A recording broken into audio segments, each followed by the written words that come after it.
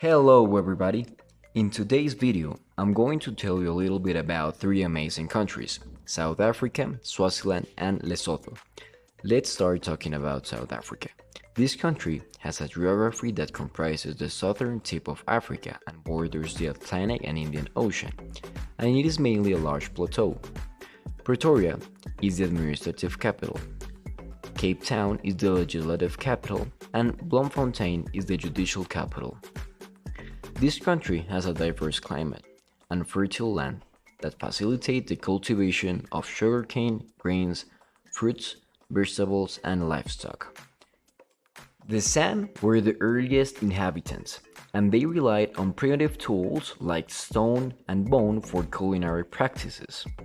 European explorations in the late 15th century initiated trade and settlement, with the Dutch establishing the Cape Colony in 1652 primarily for provisioning ships. European immigrants, including Dutch, Germans, and later British, shaped South African gastronomy through cultural exchanges and imported ingredients. Slaves from Southeast Asia contributed to the Cape Malay cuisine, characterized by spices and cooking techniques such as frying fish and preserving foods. British influence introduced sugarcane plantations and other culinary elements. French established the wine industry, while Indian laborers contributed to sugarcane cultivation. Indigenous techniques are shared among Zulu, Xhosa, Sotho, Tswana, and Benda peoples, rooted in their common ancestry of iron working and cattle herding. Iron tools enable the creation of cooking pots, fostering stews, fire roasting, and slow cooking. South Africa has 11 official languages, and their ethnic groups are divided in 79% Black African, 10% white, 9% colored, and 2% Asian. Moving on to Swaziland, or Kingdom of Eswatini, it is in southern Africa, near the Indian Ocean, and it is almost surrounded by South Africa, and it borders with Mozambique. Swaziland's cuisine is determined by its temperate climate, which encourages the growth of sugarcane, corn, rice, citrus, pineapple, peanuts, and livestock. Influences from South Africa, Europe, Malaysia, and East Africa mix in the country's cuisine. Early European contacts, beginning with the Portuguese explorer Bartolomeu Dias in 1488, paved the way for the later interactions.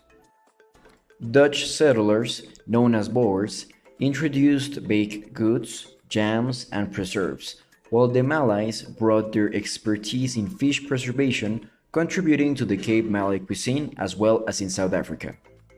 British colonization from 1814 to 1968 and Indian workers further enriched Swazi food culture.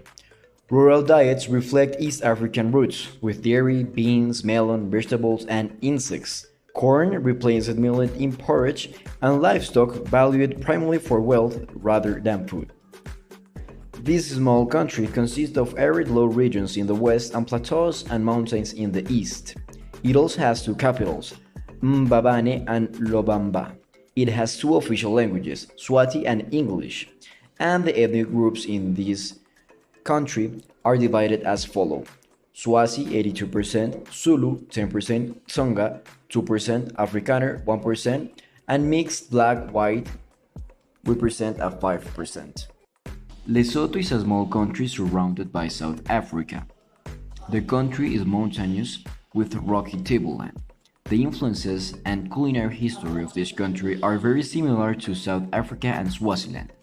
One important aspect of this country is that most of its populations are indigenous. 99% of their people are Sotho. Its capital is Maseru, and it has four official languages: English, Sesotho, Zulu, and Xhosa. If you want to know more about these countries, make sure to watch part 2.